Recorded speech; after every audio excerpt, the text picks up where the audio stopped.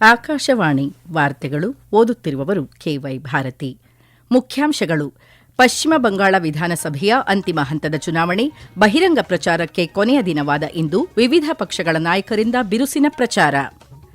App ಸಂಸದರ ವಿಲೀನಕ್ಕೆ ಸಭಾಪತಿ ಅನುಮೋದನೆ, ರಾಜ್ಯಸಭೆಯಲ್ಲಿ ಬಿಜೆಪಿ ಸದಸ್ಯರ ಸಂಖ್ಯೆ 113ಕ್ಕೆ ಏರಿಕೆ.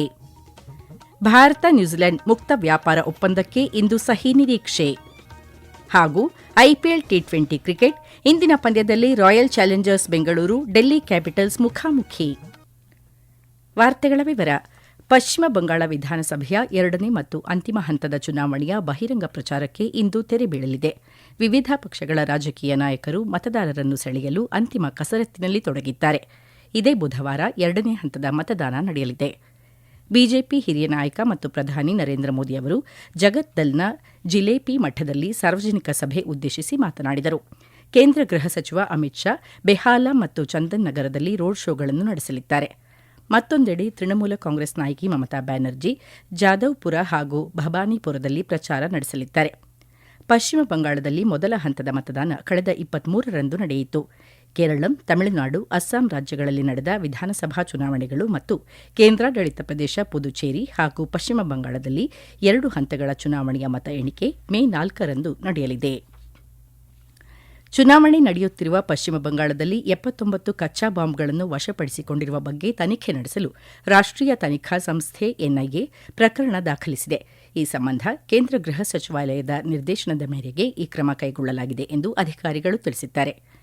ರಾಜ್ಯದ ವಿಧಾನಸಭಾ ಚುನಾವಣೆಯ 2ನೇ ಮತ್ತು ಅಂತಿಮ ಹಂತಕ್ಕೆ ಕೆಲವು ದಿನಗಳ ಮೊದಲು ದಕ್ಷಿಣ 24 ಪರಗಣ ಜಿಲ್ಲೆಯ ಭಂಗಾರ್ನಲ್ಲಿ ಟಿಎಂಸಿ ಕಾರ್ಯಕರ್ತ ಎಂದು ಹೇಳಲಾದ ವ್ಯಕ್ತಿಯ ಮನೆಯಿಂದ ಪೊಲೀಸರು ಹೆಚ್ಚಿನ ಸಂಖ್ಯೆಯ ಕಚ್ಚಾ ಬಾಂಬ್ಗಳನ್ನು ವಶಪಡಿಸಿಕೊಂಡ ನಂತರ ಈ ನಿರ್ದೇಶನ ಬಂದಿದೆ. ಮಾರ್ಚ್ 18ರಂದು ಭಂಗಾರ್ನ ಚಲತಬೇರಿಯಾದ ಪಶ್ಚಿಮ ಬಮುನಿಯಾ ಗ್ರಾಮದಲ್ಲಿ ಕಚ್ಚಾ ಬಾಂಬ್ಗಳನ್ನು ಜೋಡಿಸುತ್ತಿದ್ದಾಗ ಸ್ಫೋಟ ಸಂಭವಿಸಿದ ಪ್ರಕರಣಕ್ಕೆ ಸಂಬಂಧಿಸಿದಂತೆ ಆರೋಪಿ ವಾಹಿದುಲ್ ಇಸ್ಲಾಂ ಮುಲ್ಲಾ ಈ ಘಟನೆಯಲ್ಲಿ ನೇರವಾಗಿ ಭಾಗಿಯಾಗಿದ್ದಾನೆ ಎಂದು ಎನ್ಐಎ ಮೂಲಗಳು ವರದಿ ಮಾಡಿವೆ. ರಾಜ್ಯಸಭೆಯಲ್ಲಿ ಬಿಜೆಪಿ ಸಂಸದರ ಒಟ್ಟು ಸಂಖ್ಯೆ 113ಕ್ಕೆ ಏರಿಕೆಯಾಗಿದೆ. ಆಮ್ ಆದ್ಮಿ ಪಕ್ಷದಿಂದ ಪಕ್ಷಾಂತರಗೊಂಡ 7 ಸಂಸದರ ವಿಲೀನಕ್ಕೆ ರಾಜ್ಯಸಭಾ ಸಭಾಪತಿ ಸಿಪಿ ರಾಧಾಕೃಷ್ಣನ್ ಅನುಮೋದನೆ ನೀಡಿದ್ದಾರೆ ಎಂದು ಕೇಂದ್ರ ಸಂಸದೀಯ ವ್ಯವಹಾರಗಳ ಸಚಿವ ಕಿರಣ್ ರಿಜಿಜು ತಿಳಿಸಿದ್ದಾರೆ. ಬಿಜೆಪಿಗೆ ಸೇರ್ಪಡೆಯಾದ ಸಂಸದರಲ್ಲಿ ರಾಘವ ಚಡ್ಡಾ, ಡಾ ಅಶೋಕ್ ಕುಮಾರ್ ಮಿತ್ತಲ್, ಸಂದೀಪ್ ಪಾಠಕ್, ಸ್ವಾತಿ ಮಲಿವಾಲ್ ಮತ್ತು ಹರ್ಭಜನ್ ಸಿಂಗ್ ಸೇರಿದ್ದಾರೆ. ಇದರ ನಂತರ ಮೇಲ್ಮನೆಯಲ್ಲಿ ಆಮ್ ಆದ್ಮಿ ಪಕ್ಷದ ಸಂಸದರ ಸಂಖ್ಯೆ 3ಕ್ಕೆ ಕುಸಿದಿದೆ. ರಕ್ಷಣಾ ಸಚಿವ ರಾಜನಾಥ್ ಸಿಂಗ್ ಅವರು ನಾಳೆ ಕಿರ್ಗಿಸ್ತಾನದ ಬಿಷ್ಕೆಕ್ನಲ್ಲಿ ನಡೆಯಲಿರುವ ಶಾಂಘೈ ಸಹಕಾರ ಸಂಸ್ಥೆ ಎಸ್ಸಿಒದ ರಕ್ಷಣಾ ಸಚಿವರ ಸಭೆಯಲ್ಲಿ ಪಾಲ್ಗೊಳ್ಳಲಿದ್ದಾರೆ. ವಿಶ್ವಾದ್ಯಂತ ಭದ್ರತಾ ಸವಾಲುಗಳು ಎದುರಾಗಿರುವ ಈ ಸಂದರ್ಭದಲ್ಲಿ ಜಾಗತಿಕ ಶಾಂತಿಯ ಬಗ್ಗೆ ಭಾರತಕ್ಕಿರುವ ಬದ್ಧತೆಯನ್ನು ಸಭೆಯಲ್ಲಿ ಒತ್ತಿ ಹೇಳಲಾಗುವುದು, ಭಯೋತ್ಪಾದನೆ ಮತ್ತು ಉಗ್ರವಾದದ ವಿರುದ್ಧ ಭಾರತ ಹೊಂದಿರುವ ಶೂನ್ಯ ಸಹಿಷ್ಣುತೆ ನಿಲುವನ್ನು ಸಭೆಯಲ್ಲಿ ಸ್ಪಷ್ಟಪಡಿಸಲಾಗುವುದು ಎಂದು ರಕ್ಷಣಾ ಸಚಿವ ರಾಜನಾಥ್ ಸಿಂಗ್ ಸಾಮಾಜಿಕ ಜಾಲತಾಣದಲ್ಲಿ ತಿಳಿಸಿದ್ದಾರೆ. ಎಸ್ಸಿಒ ಸದಸ್ಯ ರಾಷ್ಟಗಳ ಇತರ ರಕ್ಷಣಾ ಸಚಿವರೊಂದಿಗೆ ದ್ವಿಪಕ್ಷೀಯ ಮಾತುಕತೆ ನಡೆಸಲು ಮತ್ತು ಅಲ್ಲಿನ ಭಾರತೀಯ ಸಮುದಾಯವನ್ನು ಭೇಟಿ ಮಾಡಲು ಉತ್ಸುಕರಾಗಿರುವುದಾಗಿ ಇದೇ ವೇಳೆ ಸಚಿವ ರಾಜನಾಥ್ ಸಿಂಗ್ ಹೇಳಿದ್ದಾರೆ. ರಾಷ್ಟಪತಿ ದ್ರೌಪದಿ ಮುರ್ಮು ಇಂದು ಬೇಸಿಗೆಯ ವಾಸ್ತವ್ಯಕ್ಕಾಗಿ ಇಂದಿನಿಂದ 5 ದಿನ ಹಿಮಾಚಲ ಪ್ರದೇಶಕ್ಕೆ ಭೇಟಿ ನೀಡಲಿದ್ದಾರೆ. ಅವರು ಶಿಮ್ಲಾದ ಮಶೋಬ್ರಾದಲ್ಲಿರುವ ರಾಷ್ಟಪತಿ ನಿವಾಸದಲ್ಲಿ ಇಂದು ತಂಗಲಿದ್ದಾರೆ. ನಾಳೆ ಶಿಮ್ಲಾದ ಲೋಕಭವನದಲ್ಲಿ ಹಿಮಾಚಲ ಪ್ರದೇಶದ ರಾಜ್ಯಪಾಲರು ಆಯೋಜಿಸಿರುವ ಔತಣಕೂಟದಲ್ಲಿ ಪಾಲ್ಗೊಳ್ಳಲಿದ್ದಾರೆ. ರಾಷ್ಟಪತಿಗಳು ಬುಧವಾರ ಅಟಲ್ ಸುರಂಗಕ್ಕೆ ಭೇಟಿ ನೀಡಲಿದ್ದಾರೆ. ಮರುದಿನ ಪಾಲಂಪುರದಲ್ಲಿರುವ ಚೌಧರಿ ಸರ್ವಣ್ ಕುಮಾರ್ ಹಿಮಾಚಲ ಪ್ರದೇಶ ಕೃಷಿ ವಿಶ್ವವಿದ್ಯಾಲಯದ ಘಟಿಕೋತ್ಸವ ಸಮಾರಂಭದಲ್ಲಿಯೂ ಭಾಗಿಯಾಗಲಿದ್ದಾರೆ. ಅದೇ ದಿನ ಅವರು ಮಶೋಬ್ರಾದಲ್ಲಿರುವ ರಾಷ್ಟಪತಿ ನಿವಾಸದಲ್ಲಿ ಔತಣಕೂಟ ಆಯೋಜಿಸಿದ್ದಾರೆ. ತಮ್ಮ ಪ್ರವಾಸದ ಕೊನೆಯ ದಿನವಾದ ಮೇ 1ರಂದು ಶಿಮ್ಲಾದಲ್ಲಿರುವ ಸೇನಾ ತರಬೇತಿ ಕಮಾಂಡ್ಗೆ ಭೇಟಿ ನೀಡಲಿದ್ದಾರೆ. ಪ್ರಧಾನಮಂತ್ರಿ ನರೇಂದ್ರ ಮೋದಿ ಅವರು ಇಂದಿನಿಂದ 2 ದಿನ ಸಿಕ್ಕಿಂಗೆ ಭೇಟಿ ನೀಡಲಿದ್ದಾರೆ. ಸಿಕ್ಕಿಂನ ಗ್ಯಾಂಗ್ಟಾಕ್ನಲ್ಲಿರುವ ಆರ್ಕಿಡೇರಿಯಂಗೆ ಅವರು ಇಂದು ಭೇಟಿ ನೀಡಲಿದ್ದಾರೆ. ಅವರು ಸಿಕ್ಕಿಂನ 50ನೇ ರಾಜ್ಯ ಸಂಸ್ಥಾಪನಾ ದಿನಾಚರಣೆಯ ಸಮಾರೋಪ ಸಮಾರಂಭದಲ್ಲಿ ಭಾಗಿಯಾಗಿ ರಾಜ್ಯಾದ್ಯಂತದ 4,000 ಕೋಟಿ ರೂಪಾಯಿಗೂ ಹೆಚ್ಚು ಮೌಲ್ಯದ ವಿವಿಧ ಅಭಿವೃದ್ಧಿ ಯೋಜನೆಗಳ ಉದ್ಘಾಟನೆ ಮತ್ತು ಶಂಕುಸ್ಥಾಪನೆ ನೆರವೇರಿಸಲಿದ್ದಾರೆ. ಮೂಲಸೌಕರ್ಯ, ಸಂಪರ್ಕ, ಆರೋಗ್ಯ ರಕ್ಷಣೆ, ಶಿಕ್ಷಣ, ವಿದ್ಯುತ್, ನಗರಾಭಿವೃದ್ಧಿ, ಪರಿಸರ, ಪ್ರವಾಸೋದ್ಯಮ, ಕೃಷಿ ಸೇರಿದಂತೆ ವಿವಿಧ ಕ್ಷೇತ್ರಗಳ ಯೋಜನೆಗಳು ಸಮಗ್ರ ಅಭಿವೃದ್ಧಿಯನ್ನು ವೇಗಗೊಳಿಸುವ ಗುರಿ ಹೊಂದಿವೆ. ಈ ವಾರ್ತೆಗಳನ್ನು ಆಕಾಶವಾಣಿಯಿಂದ ಕೇಳುತ್ತಿದ್ದೀರಿ. ನಮ್ಮ ಎಲ್ಲಾ ರಾಷ್ಟ್ರೀಯ ವಾರ್ತೆಗಳು ಹಾಗೂ ಪ್ರದೇಶ ಸಮಾಚಾರ ಈಗ ಆಕಾಶವಾಣಿ ನ್ಯೂಸ್ ಕನ್ನಡ ಯೂಟ್ಯೂಬ್ ಚಾನೆಲ್ನಲ್ಲಿ ಲಭ್ಯ. ನಮ್ಮ ಎಕ್ಸ್ ಖಾತೆ ಮತ್ತು ಇನ್ಸ್ಟಾಗ್ರಾಂ ಖಾತೆ ಆಕಾಶವಾಣಿ ನ್ಯೂಸ್ ಕನ್ನಡ. ಹೆಚ್ಚಿನ ಮಾಹಿತಿಗಾಗಿ ನಮ್ಮ ಫೇಸ್ಬುಕ್ ಖಾತೆ AIR ಕನ್ನಡ ನ್ಯೂಸ್ ಅನುಸರಿಸಿ. ಮಾಹಿತಿಯ ಹೂರಣ ವಾರದ ಕಾರ್ಯಕ್ರಮ ಪ್ರಚಲಿತ ವಿದ್ಯಮಾನ ಪ್ರತಿ ಬುಧವಾರ 9:15.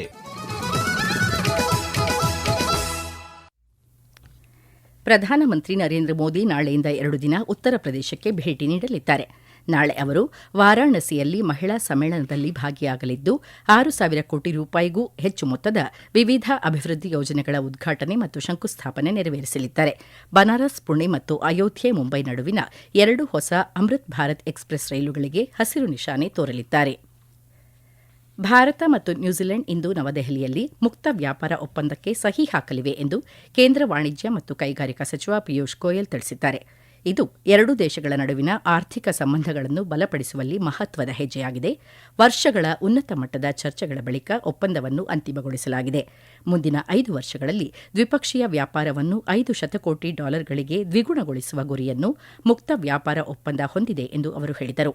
ಈ ಒಪ್ಪಂದವು ಭಾರತೀಯ ಸರಕುಗಳಿಗೆ ಮಾರುಕಟ್ಟೆ ಪ್ರವೇಶವನ್ನು ಗಮನಾರ್ಹವಾಗಿ ಸುಧಾರಿಸುತ್ತದೆ ಮತ್ತು ವ್ಯಾಪಾರ ಅವಕಾಶಗಳನ್ನು ಹೆಚ್ಚಿಸುತ್ತದೆ ಎಂದು ಸಚಿವ ಪಿಯೂಷ್ ಗೋಯಲ್ ತಿಳಿಸಿದರು. ದೇಶದಲ್ಲಿ ಗೃಹ ಬಳಕೆಯ ಎಲ್ಪಿಜಿ ಸಿಲಿಂಡರ್ ವಿತರಣೆ ಸಾಮಾನ್ಯವಾಗಿವೆ. ಶನಿವಾರ 51.8 ಲಕ್ಷಕ್ಕೂ ಹೆಚ್ಚು ಗೃಹ ಬಳಕೆಯ ಎಲ್ಪಿಜಿ ಸಿಲಿಂಡರ್ಗಳನ್ನು ವಿತರಿಸಲಾಗಿದೆ ಎಂದು ಕೇಂದ್ರ ಸರ್ಕಾರ ತಿಳಿಸಿದೆ. mypngd.in ವೆಬ್ಸೈಟ್ ಮೂಲಕ 42,500ಕ್ಕೂ ಹೆಚ್ಚು ಪಿಎನ್ಜಿ ಗ್ರಾಹಕರು ತಮ್ಮ ಎಲ್ಪಿಜಿ ಸಂಪರ್ಕಗಳನ್ನು ಬಿಟ್ಟುಕೊಟ್ಟಿದ್ದಾರೆ ಎಂದು ಪೆಟ್ರೋಲಿಯಂ ಮತ್ತು ನೈಸರ್ಗಿಕ ಅನಿಲ ಸಚಿವಾಲಯ ತಿಳಿಸಿದೆ. ಏಪ್ರಿಲ್ 1ರಿಂದ 25ರವರೆಗೆ ಒಟ್ಟು 1,64,655 ಮೆಟ್ರಿಕ್ ಟನ್ ವಾಣಿಜ್ಯ ಎಲ್ಪಿಜಿ ಮಾರಾಟವಾಗಿದೆ. ದೇಶಾದ್ಯಂತ ಪೆಟ್ರೋಲಿಯಂ ಉತ್ಪನ್ನಗಳು ಮತ್ತು ಎಲ್ಪಿಜಿಯ ನಿರಂತರ ಲಭ್ಯತೆಯನ್ನು ಸಚಿವಾಲಯ ಖಚಿತಪಡಿಸುತ್ತಿದೆ ಎಂದು ಸಚಿವಾಲಯ ತಿಳಿಸಿದೆ. ಕೇಂದ್ರ ಹಣಕಾಸು ಸಚಿವರಾದ ನಿರ್ಮಲಾ ಸೀತಾರಾಮನ್ ನಾಳೆ ಬೆಳಗ್ಗೆ 11 ಗಂಟೆಗೆ ಕರ್ನಾಟಕದ ಉಡುಪಿಯ Indian institute of gems and jewellery IIJJ ಕ್ಯಾಂಪಸ್ಗೆ ಭೇಟಿ ನೀಡಲಿದ್ದಾರೆ. ನಂತರ ಮಧ್ಯಾಹ್ನ 3:30ಕ್ಕೆ ಸಚಿವರು ನಿಟ್ಟೆ ವಿಶ್ವವಿದ್ಯಾಲಯದಲ್ಲಿ ಎನ್ ವಿನಯ್ ಹೆಗಡೆ ಸ್ಮಾರಕ ಉಪನ್ಯಾಸ ಕಾರ್ಯಕ್ರಮದಲ್ಲಿ ಭಾಗವಹಿಸಲಿದ್ದಾರೆ.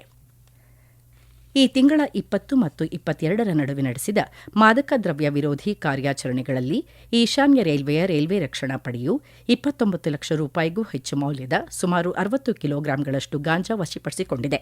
ಅಧಿಕೃತ ಮೂಲಗಳ ಪ್ರಕಾರ ಎನ್ಎಫ್ಆರ್ ವ್ಯಾಪ್ತಿಯಲ್ಲಿರುವ ಅನೇಕ ಸ್ಥಳಗಳಿಂದ ಕಳ್ಳಸಾಗಣೆ ಮಾಡಲಾದ ವಸ್ತುವನ್ನು ವಶಪಡಿಸಿಕೊಳ್ಳಲಾಗಿದೆ ಮತ್ತು ಅದರ ಸಾಗಣೆಯಲ್ಲಿ ಭಾಗಿಯಾಗಿದ್ದ 3 ವ್ಯಕ್ತಿಗಳನ್ನು ಬಂಧಿಸಿ ಮುಂದಿನ ಕ್ರಮಕ್ಕಾಗಿ ರೈಲ್ವೆ ಪೊಲೀಸರಿಗೆ ಹಸ್ತಾಂತರಿಸಲಾಗಿದೆ.